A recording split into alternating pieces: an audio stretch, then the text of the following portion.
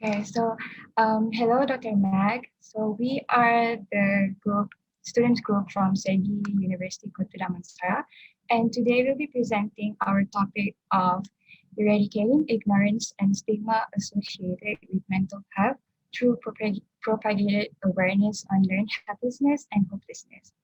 So there will be six of us presenting today, and I will start by presenting about the introduction about our topic.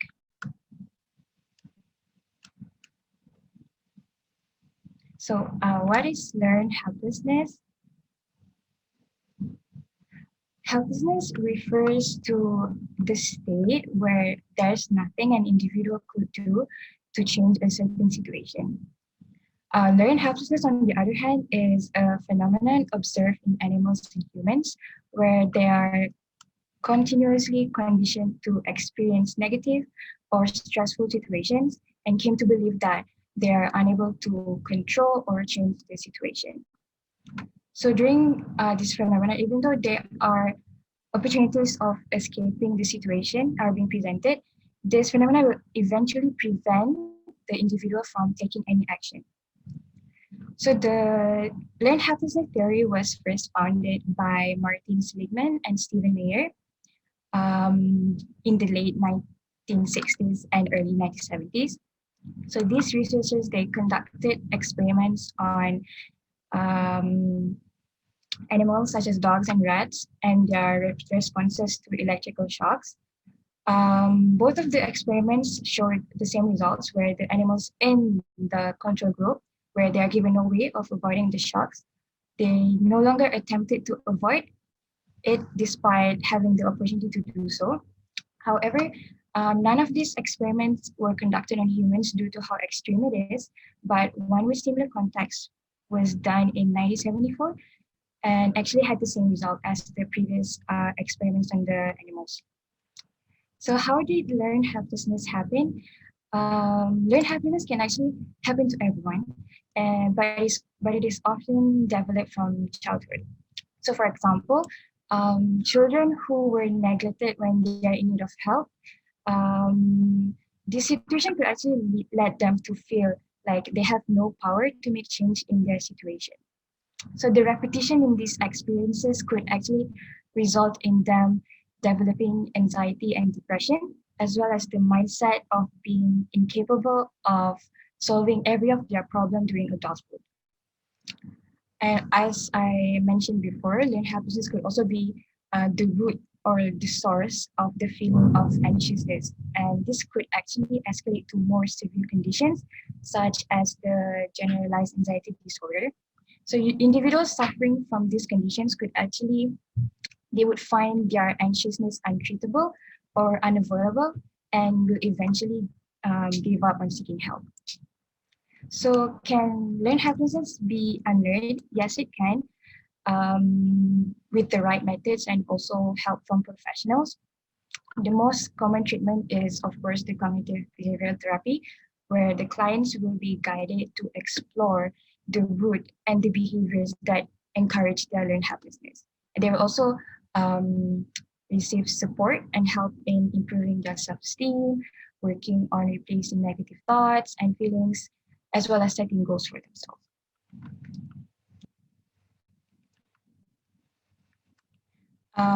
Learned helplessness can also be related to personality traits, and there's a lot of studies being done to study the relationship between these variables, specifically by referring to the big five personality traits.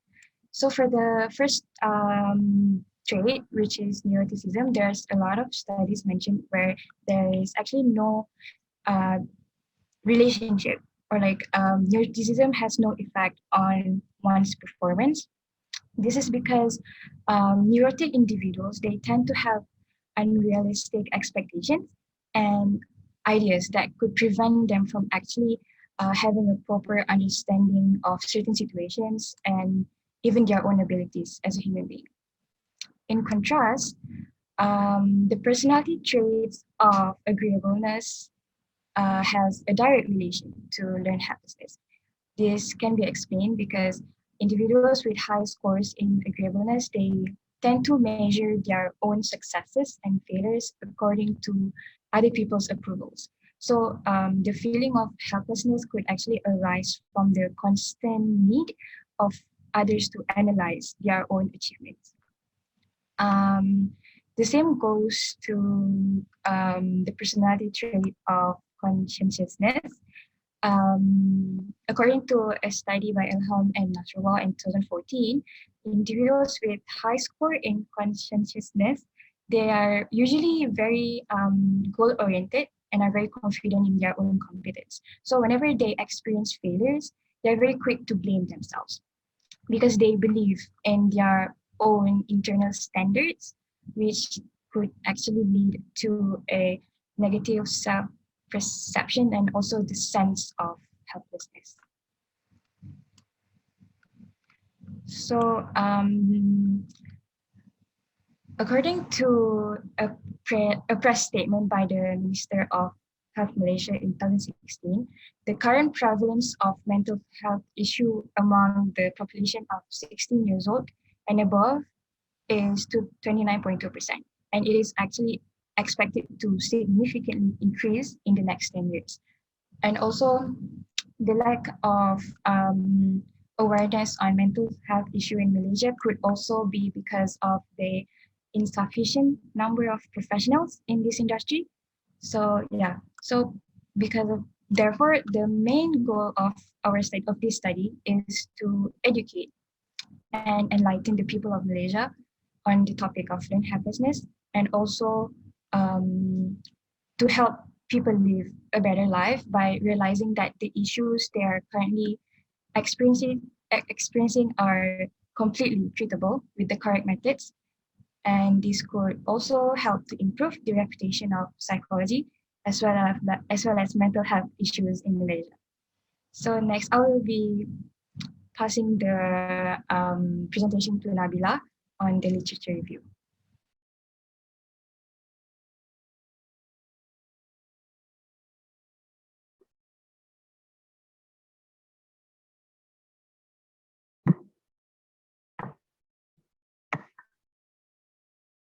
So I can start. Oh, okay. Hi, everyone. So I'm going to be discussing,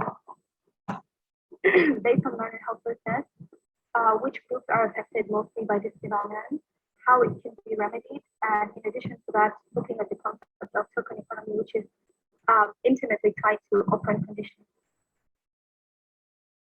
So I'm going to recap what Lena said before about learned helplessness and the fact that it's a phenomenon that occurs when an individual has been afflicted with destabilizing events so much that they believe that their actions are independent of the circumstances. So they don't put in any efforts to change what is happening to them. The slide, please. Yes. So some of the symptoms that are displayed by learned helplessness, especially in different groups of individuals, could be seen in passivity, where someone loses interest in doing anything, laziness. Sometimes we attribute laziness to personality traits, but actually it's more than that, because when an individual realizes there are no reinforcers for what's happening to them, or there are no consequences, then they just don't have the motivation to do anything. In addition to that, destabilizing situations, for example, what's going on around them. In addition to that, there are two cases of nature and nurture, which happen. So I'm going to be talking about the vulnerable groups that although everyone can be afflicted by learned helplessness, there are some people who are prone to it more than others. So one, it's teenagers, especially those who are transitioning from adulthood into adulthood around the ages of 13 to 25.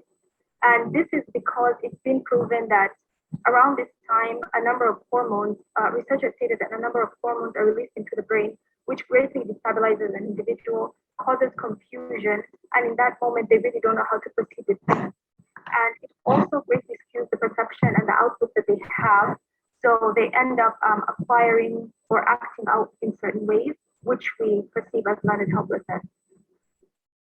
In addition to that, students who are still navigating their academic life because of the amount of pressures that they are faced with, which can be crippling to them. All of us have been in school, and we realize that most of the time when an individual puts a lot into what they're doing and constantly they fail or they cannot perform up to that pressure, they end up giving up and losing hope. Additionally, individuals from destabilized countries, destabilized environments. This could be either by civil war, internally displaced people, or also those who are facing homes where there's a lot of traumatic incidences have happened that lead them to be quite jaded in life and their perspective in life as well. Additionally, individuals who are prone to depression and anxiety. Already the perspective or the lens through which they're viewing life is riddled with anxiety and different problems. And when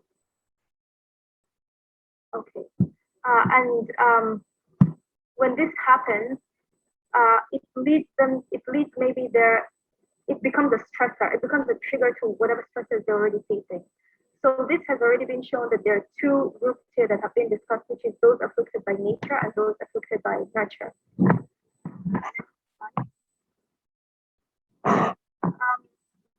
So the implementation will be based on the groups above, and the groups above have been students, those in war-torn or destabilized environments, and workplaces.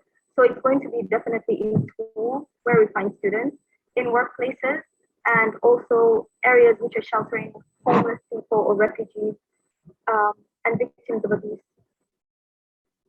In addition to that, next slide. So we'll go into the program design and what this is going to entail. So we are going to be employing therapy, and this is because therapy is a tool that's designed specifically to reach out to the group or groups of people that need it the most, much like medication is.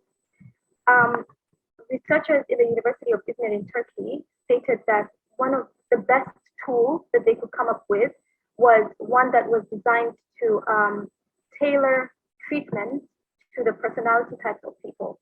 I cannot attest to the accuracy of those treatments. However, I can say that it's a laborious task, which needed the researchers and everyone on board to be quite tedious or tenacious with what they were doing, because it's quite a tedious task. However, a more universal approach, which would save more time and would not be as tedious, is one that would be a psychological intervention. A psychological intervention is, in essence, if any task that is performed to bring about a change in someone, either behaviorally, mentally, or emotionally. And the one that we're going to be using specifically are two types, which is cognitive behavioral therapy and interpersonal therapy. Cognitive behavioral therapy is based on the idea that our behavior is influenced by our thoughts. And no, our thoughts influence our behavior and our emotions. And also, in order to modify our behavior, we have to modify our thoughts. And interpersonal therapy is a treatment that is designed to help an individual identify their relationship issues with maybe in any sphere of their life, work, social, or otherwise, and how to fix them. These therapies are mostly employed in Western countries, Europe, South America, and in Africa, specifically in South Africa and some countries in North Africa. We go back to the question of why it's imperative to apply a psychological intervention. Because psychological interventions are most suited to situations where there's a stunt in individual development. Again, we go back to mental, emotional development, and also because it's going to help an individual adapt to a myriad of circumstances by helping them adjust the lens through which they're perceiving the situations they're going through, and helping them to acquire their locus of control. The locus of control is to regain their locus of control, which is the concept that an individual is in control of what they're doing. And when they feel that they're not in control of what they're doing, either by external or internal stimuli, then learned helplessness is one of the results. Next, thank you. So to expound furthermore on why the main therapy that is going to be used is CBT, it's because of the strengths that are exhibited by the fundamental principles upon which this theory is based, which is strengthening empathy, family dynamic, and the influence of self. and social interest, amongst others. Because most of the time, individuals who are faced with learning helplessness lose focus of their self, they lose focus on, they're out of touch with society, or they view society in a through a jaded lens. And this helps them regain that or refocus that. And also focuses an individual on reorienting them into society. And this especially is for individuals who are in trauma-based situations, such as refugees, people who are prone to, who have left civil war situations or abusive homes, because they do not know how to interact with people in society because they're coming from a very abused background. So they have to be reoriented very slowly. And also talk therapy. Talk therapy is denoted by simply a dialogue happening between the therapist and the afflicted party.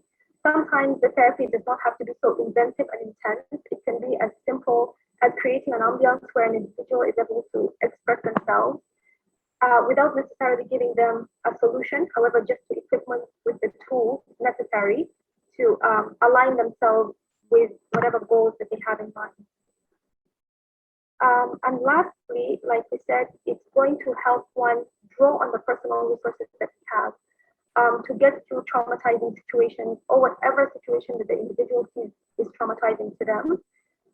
For example, individuals who believe, students who believe they're not smart enough in one subject, it will help them refocusing on maybe looking at their memory, how they learn, the tips, the tips, equipping them with tips to help them retain information better, and maybe dealing with situations that are academically challenging.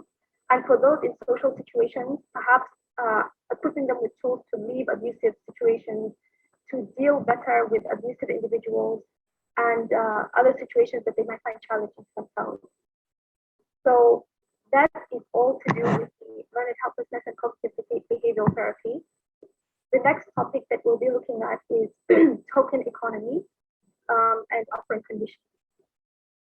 So token economy comes from the word which is token, which is a noun that denotes a symbol of appreciation and gratitude that is given to an individual. This is not necessarily tangible, it could also be intangible material. For example, giving a child a sweet, giving an individual who has performed so well, maybe a ticket or a prize or a medal, but it also can be in form of praise, gratitude, appreciation, rank, status, that sort of thing. The token economy is mainly a behavioral modification system that is greatly tied to operant conditioning, which we know is reinforcement and interpreting stimuli and how they affect us in our performance. So in learned helplessness, the token economy can be applied to learned helplessness in different ways. For example, we know that one of the symptoms of helplessness is passivity and not willing to do anything, which comes from lack of motivation. So we can remedy that by applying incentive motivation, which is giving someone things. When they achieve something, they're rewarded with a prize or something like that. And this is going to help you achieve the goal-directed behavior that you've been looking for. In addition to that, activity reinforces, for example, giving them things, applying with an individual things that they like to do so that we can get the desired objective or result that we're looking for. In workplaces, rank motivating people through promotion, whether in-house or otherwise, giving them rank status, it could also really help them. And in a classroom setting, we've all experienced how our teachers would tell us things like, if you do well, you get extra credit. If you perform this way, this is what happens. And those are kinds of things that encourage an individual to perform optimally and achieve the desired objectives and goals. That is all I have to say on this topic. I welcome any questions. Thank you. I will pass it to... I will cover on the next part of this presentation, which is on the literature review. So what I will be covering in this part of the presentation is basically problems that surround learned helplessness, as well as studies that have been done before on this area. And lastly, on the part that other countries have tried to solve the issue. So first of all, according to this study, Ackerman 2021, it is crucial to understand that learned helplessness can happen to anyone in any setting, and it has positive correlation with depression. And so when we talk about psychology in Malaysia, it is an understudied field in Malaysia. And we have a lot of misconceptions here.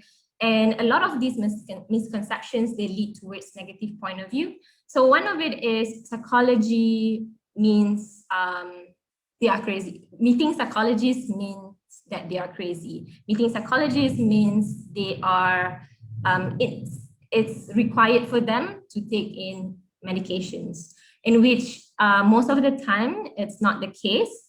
And so one of the reasons why psychology is viewed badly in this country is because of the law that is applied in our country, Malaysia. So the criminalization of suicide in Malaysia makes everything goes down the hill. So according to Malaysian law, individuals who attempt suicide, they will be charged under this law, Section 309. And if this individual is found to attempt on suicide, it means they are considered as criminals. And it's definitely wrong for Malaysian government to apply this law in Malaysia, because what happened is that a lot of people, parents, society, they view mental health as a crime. So when we talk about learned helplessness can lead to other states of mental illnesses, and one of it is depression. And so it's very important for parents, society, and even individuals to not see mental health as a crime. However, this is the case in Malaysia. And if you can go to the next slide of this presentation. Right, so if we look at what other governments or other countries have done, I will take Switzerland as an example. So Switzerland, they actually created a policy that focuses on mental health, and it allows independent and private health insurance companies to actually compete on price and services that are covered in this comprehensive package. So if we look at this situation that is happening in Malaysia, not only mental health is viewed as a crime, it's actually very expensive to receive help in regards to mental health problems. So what Switzerland has been doing is that they keep mental health care costs in check for people. And the results of this policy is that more people are willing to seek for help in regards to their mental health conditions. And as well, what Switzerland government has been doing is that they make sure that there is enough number of psychiatrists and psychologists to tackle mental health problems in their country.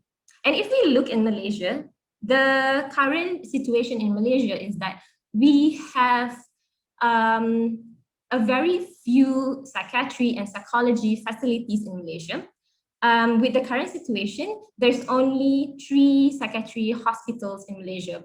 So one is in Johor Bahru, the other one is in Perak, and lastly is in KL. So in these 3 states where we have millions of people living in Malaysia and we only have 3 mental health facilities, so that is provided by the government. And if it's very long to wait to meet for psychology and psychiatrists, most of the time they have to go for private clinics or hospitals. And most of the time it's very expensive.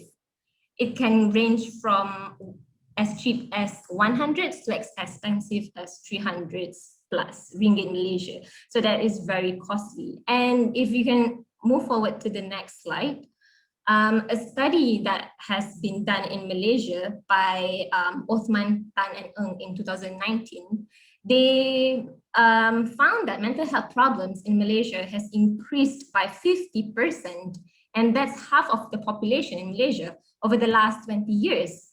And these mental health problems are mostly surrounding adult population with youth aged from 16 to 24 years. And a lot of studies have shown that people ranging from 16 to 24 years of age, they are at risk of developing mental health problems. And that's not a surprise because being an adult, there's a lot of things that come into the picture. The transition from college to the transition can be very overwhelming, you know, from college to working. So that's very overwhelming. So that is one of the reasons why these population, they are at risk of developing mental health problems. And another study that has been done to seek about youth population in regards to their mental health, it's found that youth population who come from low income and indigenous backgrounds, they show vulnerability to feeling helpless in regards to the future. And with the current situation, we are in a pandemic now, and it's no surprise that these people will be feeling more vulnerable to feeling helpless. And this has a positive correlation with socioeconomic status and the availability of mental health services. Based on these studies, it's not that youth population do not want to seek for help. It's just that their socioeconomic status, as well as little mental health facilities in Malaysia, curb them from looking for help. And the next part of the slide. So yes, one of the major reasons that stop Malaysians, as I was saying just now, is because it's limited and it's expensive, as well as the negative perception and stigma that surrounds mental health in this country. So and another study that was conducted by these researchers, they found out that it's not that youth population is not able to understand depression or other mental health illnesses. It's just that, like I mentioned just now, it's limited and expensive. And they actually did a depression literacy program among 101 adolescents who come from the low-income families for 3 months. And from this study, it shows that, next slide, please. So it shows that, the result shows that stigma towards depression decreased. However, stigma towards other types of mental illnesses remain the same. So the conclusion that these researchers found based on this study is that you may be able to tackle one mental health problem, and in this case, they were doing on depression. However, the stigma towards other types of mental illnesses still remain the same. And when we talk about learned helplessness, it's not just about depression. There are other types of mental illnesses that are heavily linked with learned helplessness, and one of it is post-traumatic as well as anxiety disorder. So the results and the findings from this study shows that community support is important to increase the positive image of psychology in Malaysia, because it's very important for the nation to come together and increase the image of psychology in Malaysia. So in Malaysia, we have few NGOs that are working towards mental health, and the famous ones are such as Befrienders, Sawak Talk Malaysia. However, it's not enough, as community support, based on all the studies, community support in Malaysia is still not enough to increase the positive image of psychology in Malaysia. And this is because the stigma is still heavy in this country. So based on all the studies, it shows that community support, it's important for people to come together. It's important for government to come out with a better policy to focus on mental health, because at the moment, we do not have a good policy to tackle on the mental health issues. However, what the government has been doing is to make the situation a lot worse by implementing the ridiculous law, which says that suicide is a crime. It's definitely not a crime, and it's something that has to be worked on. And that is about my presentation. And next will be Brian on things that we can do on this issue.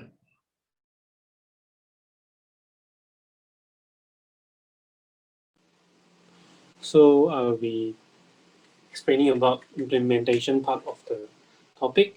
So after my groupmates discuss about things in theoretical parts that we should do on what government should do, so we will go into what major goals we need to achieve through those interventions. So firstly, we will introduce something that will help to improve mental health literacy. Therefore, understanding mental health literacy, we will start to introduce something like learned helplessness, concept of learned helplessness and helplessness, which can help the individual understand that there's no ending for something like mental health. Mental health can be treated. Therefore, they may develop something like learned industriousness by introducing mental health resource available. So they can identify mental health resource, and eventually they can find something to treat themselves, to get themselves in a better mental health state. So the final goal is we can overall improve mental health reputation of Malaysia. Next slide. So I will discuss some implementation involved in learning concepts. So first and foremost, creating more interactive campaigns and talk shows. So Singapore government have been doing this repetitively to improve their awareness on uh, concept of psychology and giving the positive part of psychology towards the society. So the society will take part of take account into what should be focused on the mental health issues. So mental health issues will be exposed in a proper manner, and they can apply by the talk show can be applying by using cognitive behavioral approach, like sharing that our minds can be changed and can be affected by our behavior and perceptions. So therefore they can improve via these concepts. So furthermore, creating short dramas and videos regarding mental health, like creating short-term videos can help the society make more interaction and discussion on this, and this will further improve the reputation of learned helpless, mental health issues. So they expose with this kind of short dramas, like inviting YouTubers, TikTokers, or even a lot of social media platforms in creating those videos. The discussion is more popular. Therefore, by observing this kind of positive environment of mental health, people will tend to find out that actually mental health is not a problem, but it is something natural that it can be treated. So furthermore, like furthermore, we will look into ideas in experimental study after discussing in a social setting. So we will tend to identify the relation between watching introduced video, like involving learned helplessness, and how it improves mental health literacy. So we will take control participant we will distribute participants into control one and which treated one. They will watch video regarding learned helplessness. We will see whether they will be having proper or better image towards mental health and understand that learned helplessness is something that is solvable. So the study will focus on youth population and we'll be using on posters only control group design. Okay. Overall, actually, I will pass it.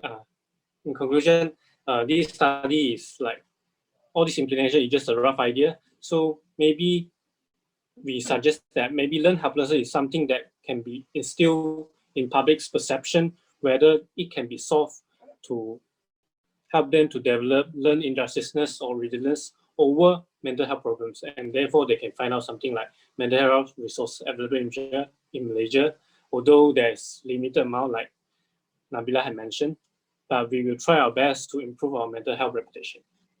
I'll pass it to Andrea.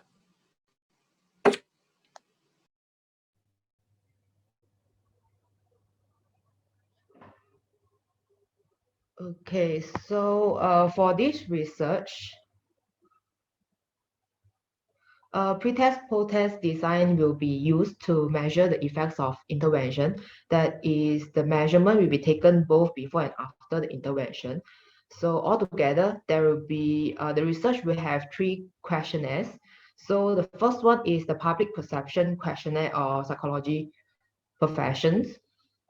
It is a questionnaire to measure the reputation of psychology in Malaysia. So this questionnaire consists of 3 categories, which are the demographic information, 50 items with choices of uncertainty, disagree and agree, and 11 closed-ended questions on the association with the psychologist.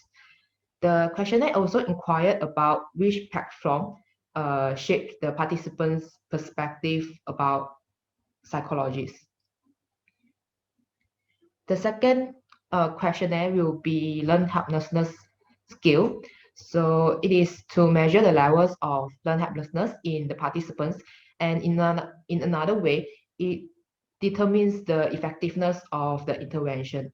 So there will be a 4-point Likert scale consisting of 20 items.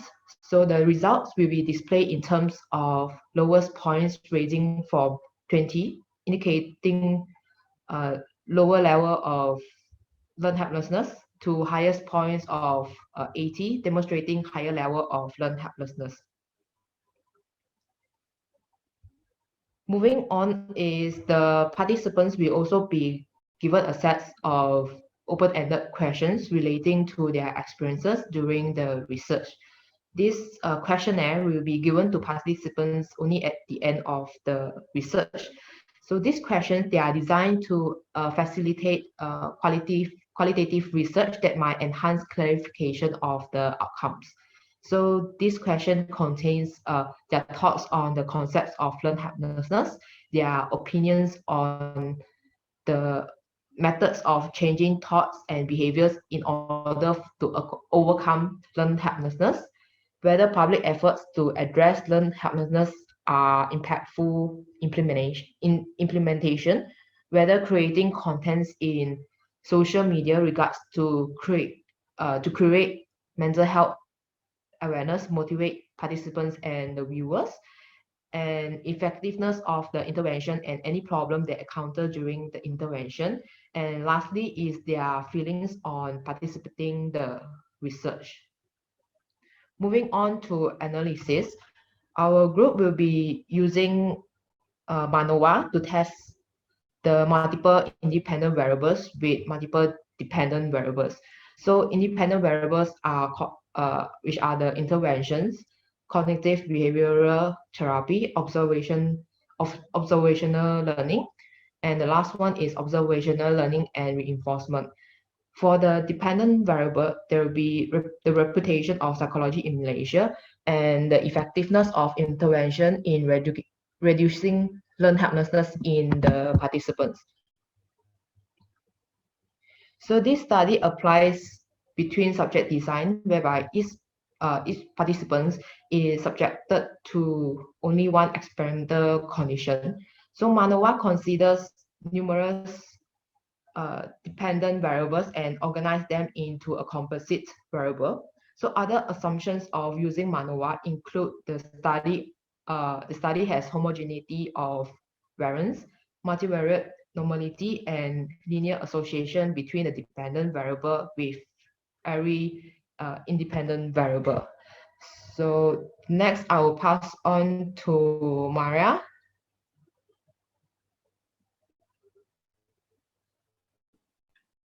Okay.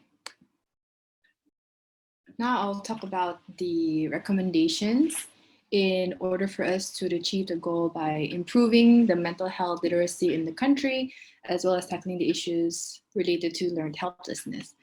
Now, firstly, it would be for the government to allocate more funds to psychology researchers in university. And the main idea for this is to stimulate more ideas and concepts to be introduced into the nation. Now, unfortunately, in Malaysia, mental health is not prioritized, as according to the Malaysian health system research, if they found that Malaysia only spent 3% of the national budget that went into mental health, which is actually less than half of the international average spend, which is 2.8%. Now, naturally, it is apparent that there is a mental health stigma that is held by the political parties in the country. And because of this, it definitely influences their decision-making in regards to mental health and how it impacts society. Of course, less funds will equate to limited mental health resources in the country. Now, next slide. Now, what can happen? How can increase in funding actually influence public perception towards mental health? Now, actually, there was a recent study on psilocybin, which is actually a compound found in magic mushrooms that was found to reset the connectivity tissue in the brain that was found to treat depression. Now, according to Comier, they found that it was found that after this finding, apparently it was legalized in one of the states in USA to use magic mushrooms as a therapeutic drug to treat depression. Now, of course, additional funding from governments will lead to exceptional discoveries, especially in terms of treating mental health illnesses, and can definitely benefit the society as a whole, as it can also eradicate certain stigmas or thoughts towards street drugs, for instance. Next. Another recommendation would be to prioritize non-governmental organizations and to encourage them to be more involved in the country with existing psychological aspects in the society. So what this means is it includes establishing treatment centers or rehabilitation facilities or care centers focusing on substance abuse or psychotic conditions. Now, this is because when there is more NGO involvement to help educate and alter the public perception towards psychological challenges, they also actually help build a sense of unity in the public. Now, for instance, in India, active NGO activity was actually stimulated drastic growth in the mental health industry, as they were able to increase the treatment resources within the country. Now, NGOs, they're able to initiate a change in the law by creating a demand. And this demand will essentially pressurize the government to generate better policies involving psychology. And all in all, NGOs are actually essential in creating healthcare policies, as when there is more social services in this industry, it requires more quality assessments and mentoring to ensure that the organization is actually credible. Moving on, for another way that we can improve this issue is by improving the government to improve the healthcare policies in Malaysia. Now, they can do this by implementing policies to provide affordable and accessible mental health treatments. Now, for instance, Switzerland has one of the best mental health care systems in the world in terms of mental health. Now, this is mainly due to their heavy involvement in the government policies. So according to Schneeberger and Schwartz, apparently the cost and services for mental health treatments are closely regulated by such policies, which leads to more affordable yet effective assistance in both private and public sectors. Now, this cooperation from the government of Switzerland definitely directly influences the state or the perception and even understanding of mental health in the country. And the next slide. Another way to improve it is to improve the education policies. Now, the government can start this and to initiate a change in public perception by incorporating psychology subjects into schools for younger children. Currently in Malaysia, we study psychology as a course that you select as a course in university, if you actively seek it out. So if they are able to add this module into schools, for instance, into high schools or primary schools, they're able to create a more positive environment where students, young people are able to start questioning, or they're able to start understanding more about the people around them and themselves. So studies have also shown that that being curious of your thoughts will influence your attitudes in ways such as improving your curiosity and even increasing your self-acceptance. Now, ultimately, this will create a generation of youth that will be more aware, they'll be more accepting, and also they'll be more proactive in recognizing and overcoming mental health issues such as learned helplessness. Next slide. Now, to conclude, the concept of mental health is fairly new in Malaysia. Naturally, it requires more effort to learn and adopt past procedures implemented by countries to implement by countries that are more developed in order to improve the issue that we are facing at the moment. It is important to ensure that there is constant exposure to knowledge involving learned helplessness, and this information will directly increase the proactive behavior to seek support and help.